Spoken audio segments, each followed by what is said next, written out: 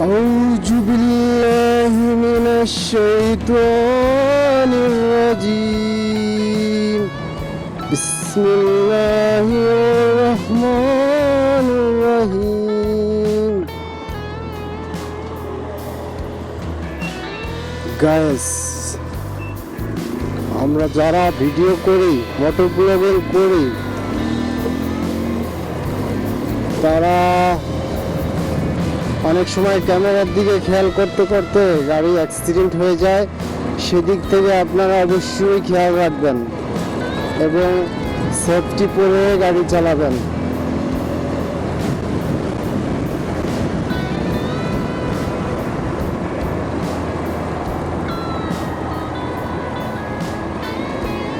সে তুমি কেন এত অচেনা হলে, আমি কেন তোমাকে দুঃখ দিলে, কিভাবে এত বদলে গেছি এই আমি। গাইস,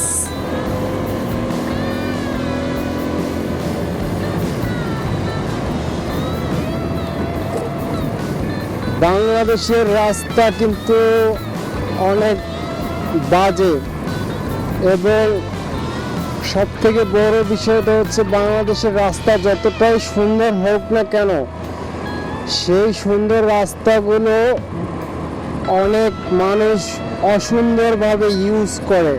হুট করে রাস্তার ভিতরে গাড়ি উল্টো করে দেয়, নানান রকমের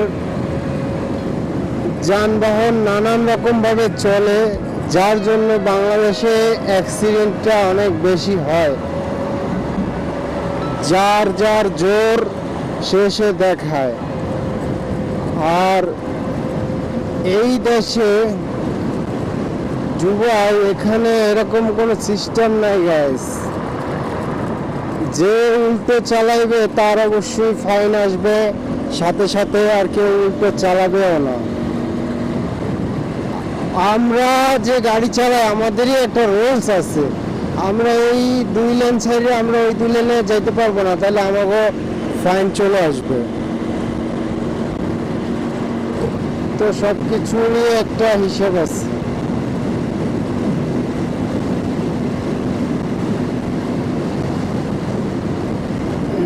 একটা জিনিস আসলে না বললেই হয় না, সেটা হচ্ছে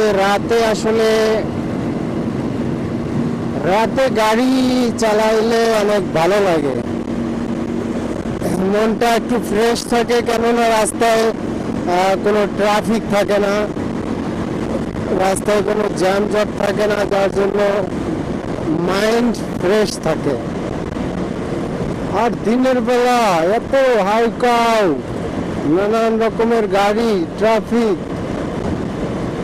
প্রচুর পরিমাণে রৌদ্র, এই সব কিছু মিলিয়ে রাতটা অনেক ভালো। আর রাতের বেলায় অবশ্যই রৌদ্র থাকে না, গরমটাও কম থাকে। দুবাই শহরে তো এমনিতেই অনেক গরম, প্রচুর গরম। সেই দিক থেকে আমি বলতেছি যে রাতে আমার ভালো লাগে।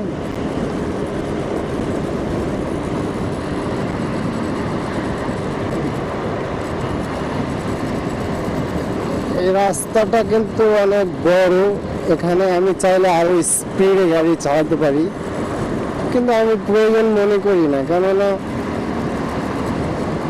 বেশি স্পিডে গাড়ি চালালে তারপরে আবার সমস্যা।